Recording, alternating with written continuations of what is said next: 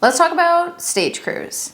Now, depending on the size of your event or your show, your stage crew is going to be a different size. Our stage crew runs with about 4 or 5 people, sometimes smaller, sometimes larger, depending on what type of events we're talking about. So let's get into who does what and what you might need for your event. First, you have your stage manager. Your stage manager is your micromanager, your hyper-organized mom friend who just wants to make sure everything that was said to be done is done. Everyone's good, everyone's calm, everything is going to plan. Now, as a producer, I always create some type of production schedule which has a run of show. Every single detail from the tech forms to load in is on that form. And our stage manager has a copy of this. So their job is to just watch and make sure everything is getting done. That's pretty much it, which sounds simple, but a lot of people don't want to do it because it can be really stressful to watch multiple other people doing their jobs and be the one who has to ensure that that job gets done. Now, if that sounds scary, don't worry. We usually also have an assistant stage manager. The assistant stage manager is definitely assisting the stage manager, but a lot of their job is to just corral competitors, performers, or whoever's supposed to be on stage. And depending on what kind of event you have, this could be really easy or really challenging. Now, for our annual competition, it's pretty simple. They just pop up there when they know they need to be there because they want to be on that stage. But sometimes performers are a little bit harder to find, and we make it clear to them that we will skip you. But not all shows do that. So your assistant manager is not only making sure that if the manager didn't see something or didn't double check something, that they do it. And that might be rigging, or it may just be, hey, can you make sure so-and-so fills out the liability and media release? Your assistant manager is kind of like being a manager, but with lowercase responsibilities instead of uppercase responsibilities. So you have your stage manager, and then you have your assistant stage manager. Below them is kind of a wide array of different things you may or may not need. But let's talk about what we need and what we use. Because of the nature of our shows, we like to have a medic on staff. Yes, we usually have multiple medical professionals that are either performing, working backstage, or attending the event, but we have one person who, if anything should ever go wrong, regardless of the situation, is required to call first responders. This person ensures that we don't have a situation where everybody thinks somebody else called. And this is important for us because we are a safety first type of event. Now, this might not be this person's only job, but it's definitely their job. So if they see someone else on the phone with first responders, they can go take that phone, but they need to make sure first responders are on their way if that's needed. Now, this is usually someone with some type of medical background or is in a medical profession, but it's not necessarily always someone who is an on-duty first responder. You may or may not need a medic. You'll have to check with your insurance. Our insurance is pretty aggressive because we want to make sure that we are covered based on the nature of our events, and we always have a medic, so it gets us a little bit of leeway with our insurance. Now, your medic is kind of over here. They don't usually need to do a whole lot of anything, so sometimes we use our medic for other things. And let's talk about what some of those things might be. We have a props manager who manages props. They have a whole list of every performer's tech forms, and all they do is props. So during stage testing, they're annoyingly in your face asking, where does your prop go? Do you need me to place it? How far away from this can it be before it's too far away? Does it need to be turned a certain angle? How heavy is it? Do I need to grab other people to help me? Does it need to be taken off stage? Is there a chance you might take it off stage with you? And then their job is to kind of watch the show. If a burlesque dancer doesn't say that they're going to take their hat off, but they happen to take their hat off and hand it to an audience member, our props manager needs to make sure that they go and get that hat, because some people will think that it's now theirs and they can take it home. So they kind of have to watch the show, see where any props, droppings, or items go, and make sure to retrieve those for our performers.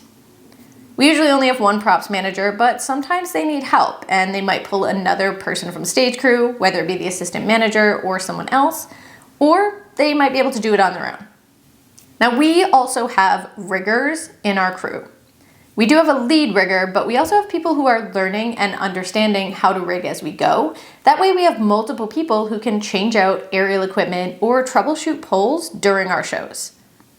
Now this might be one person with one job, or it might be someone like our medic who happens to also know a lot about equipment, and we can use this person for both jobs. Now because we're a pole and aerial show, we also have pole cleaners. These are people who simply clean poles. Your pole cleaner may also be a rigger, and that's a great dual job, but just know if you have a crossover where you have to change aerial equipment and both poles need to be cleaned, you're gonna have to pull other stage crew members. So you really have to think about, what does your show or event require, and do you even need these people? If so, how many people do you need? It's better to have a couple too many hands on deck just waiting in the corner if you need them than to not have enough hands on deck. A couple other things that you might need for your show that we don't necessarily use for our show are tip kittens. People that either walk around and take tips from guests and put them in a bucket, handing them to performers or stage manager. Or sometimes they allow people to throw tips on stage and the kittens will crawl around and pick these up. We don't usually have kittens because it's a huge liability for the nature of our shows, but you'll see these at a lot of burlesque or drag shows. Depending on the venue you're at, your stage crew may also require a visual or lighting tech and an audio or sound tech.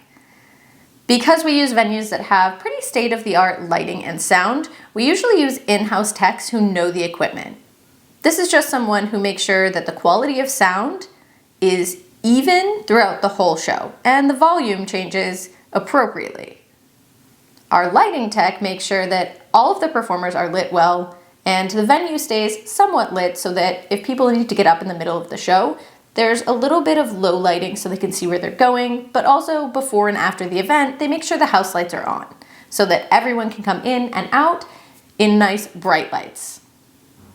You may also just need stage hands, people that are running different equipment, moving different equipment, setting up decor or moving sets, things like that, depending on what type of event or show you have.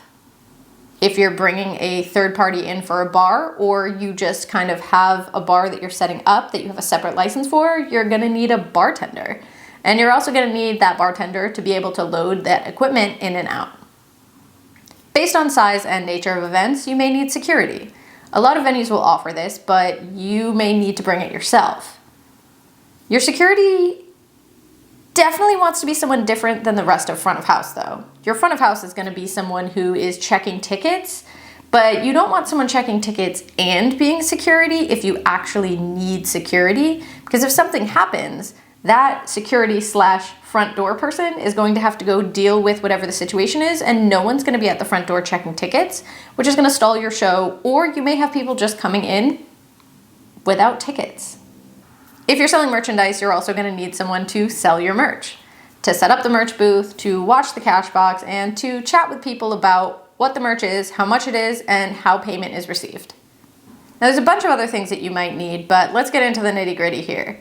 We have opened up our volunteer submissions for stage crew this year for the first time in 4 years. All that means is we're going to train people for free under our staff who's already trained. So what are we looking for this year, 2025, for volunteer submissions?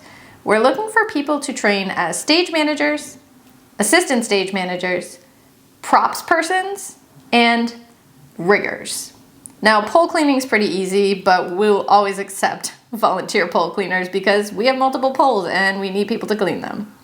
But let's go into what the 4 major things that we're looking for are. Number 1, stage manager. We're looking for someone who's very organized, is calm under pressure, but also can make educated decisions based on the information that they have. We give our stage managers all of the information. In our pre-show meeting, I as the producer tell everyone from this moment on, from this meeting on, any and all information has to go through this person, our stage manager, because they need all information in order to make the appropriate decisions. And then I don't micromanage them. Well, I try not to micromanage them, but I make sure to let them know that I'm going to support their decisions, and if I need to backtrack on a decision, we'll have a conversation about it.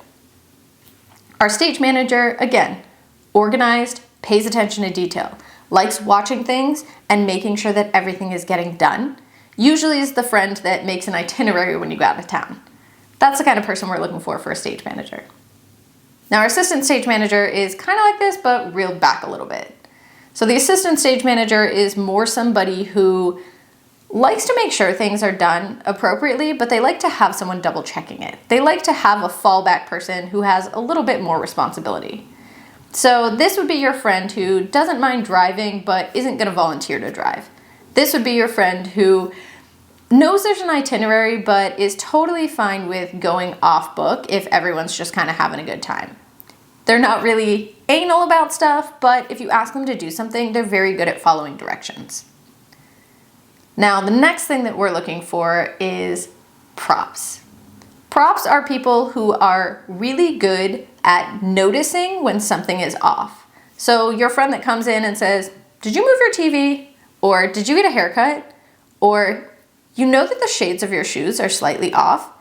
This would be a great props person because this person can look at the setting that a performer has set up for their act and say, that looks a little off, and make sure that everything is exactly how the performer wants it to be.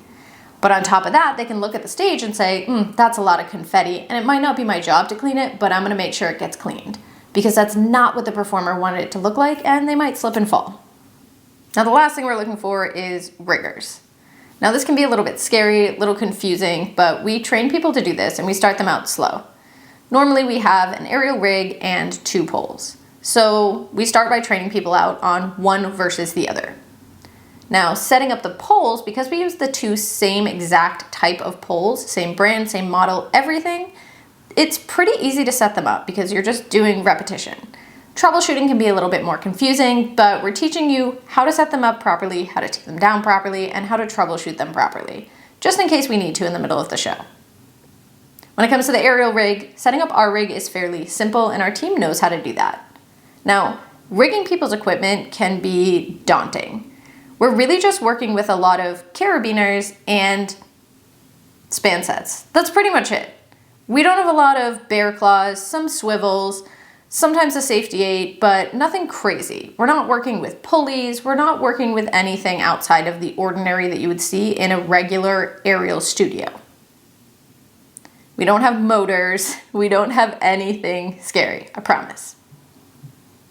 If a performer is doing something that's a custom aerial equipment, we sometimes have them send us a video to make sure that we're doing it correctly, and we walk through it with them ahead of time. Usually every apparatus is already preset rigged and we're just holding it, hooking it in, and we're good to go. And by hooking it in, I mean clamping it in with some type of carabiner, usually an auto lock, and that's it. Then we take it down. So if any of these sound like something that you specifically are interested in and are in our area or will be in our area, definitely fill out that volunteer form and come learn with us. Come learn with our team. They're always happy to share their information. Our shows are a bit chaotic, but we do have the competition and the show, so you have 2 opportunities to learn from our team and to get to know some people in your industry.